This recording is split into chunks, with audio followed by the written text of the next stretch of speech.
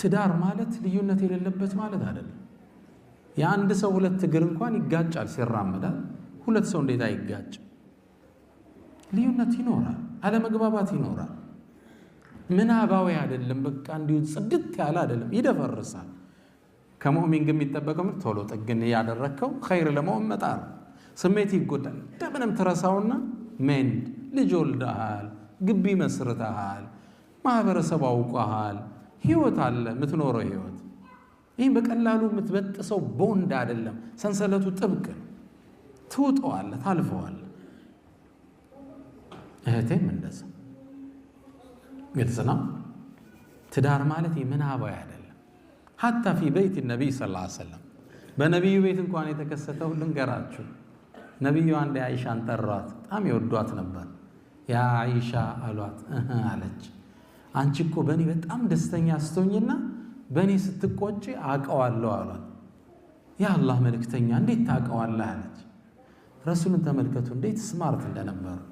ያ አይሻ አሏት በእኔ ደስተኛ ስትሆኝ ስትመይ ምንድን ነው የምትይው? ወረቢ መሐመድ ነው የምትይው። በሙሐመድ ጌታ የሆነብኝ ነው የምትይው።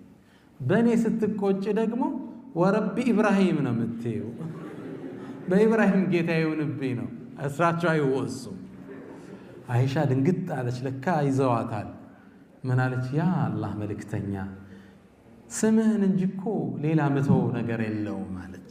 ያኔ አንተ ፊ ቀልቢ አንተ መውስጤ ነህ። ያው ስቆጣ ስምህን ነው ያ ጃምፕ ማደርገው። ሐታ ፊ በይት ነቢይ ሰለላሁ ዐለይሂ ወሰለም አንዳንዴ በፍቅር ሰዓት ሀቢቢ ምናምን ብላ ሜሴጅ ትልክልሃለች።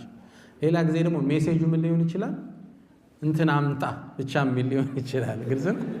ያኔ ሺዝናት ሀቢ ደስተኛ አልነበረችም ማለት ነው። ግልጽ ነው። የሆነ ታይም ሜሴጁ ደረቅ ያለ የሆነ ሌላ ጊዜ መንደርደር ያለ ሀቢቢ እንዴት ነው ዘገየ ምናምን እንዲይዘናማ ሱፐር ማርኬት። ሌላ ጊዜ ደረቅ ትእዛዝ ነው። ኹብዝ ዳቦ። እነዚህ አይነት የስሜት መዋዠቆች ትዳር ውስጥ አዲ ኖርማል። ማንኛውም የዓሊም ቤት፣ የዳዒ ቤት፣ የኡስታዝ ቤት፣ የሰሃባ ቤትም ቢሆን አልፎ አልፎ ምን አለው መደፍረስ አለ።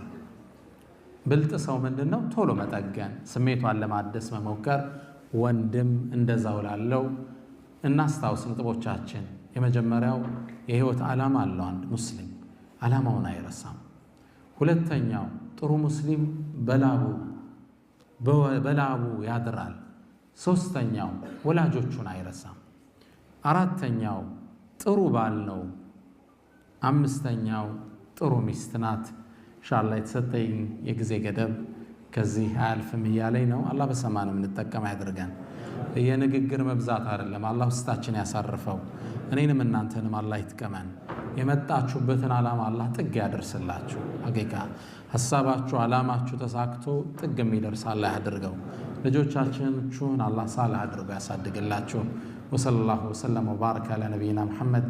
ሰላም አለይኩም ወረሕመቱላሂ ተዓላ ወበረካቱሁ።